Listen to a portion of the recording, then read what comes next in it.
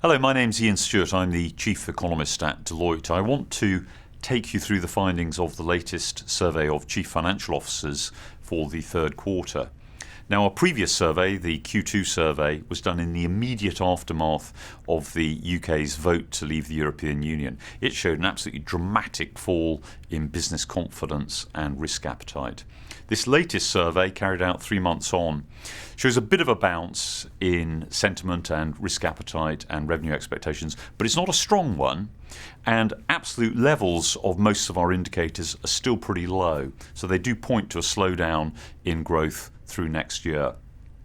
CFOs see Brexit as the number one risk facing their business, and in the last 6 months they've become much more concerned about the risk of slower growth in the UK and also a loss of competitiveness in the wake of the Brexit vote.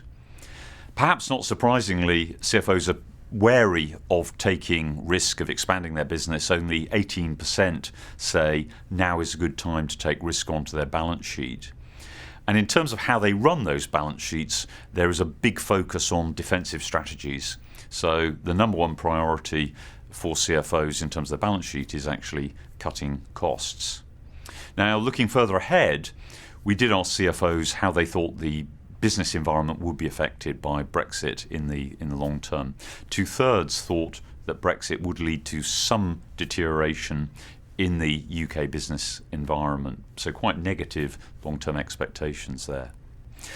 So overall, 3 months on for the referendum, what we are seeing is a small bounce in sentiment, absolute levels still pretty low levels of risk appetite, and a lot of concern that in the long term the Brexit settlement will lead to a deterioration in the UK's business environment.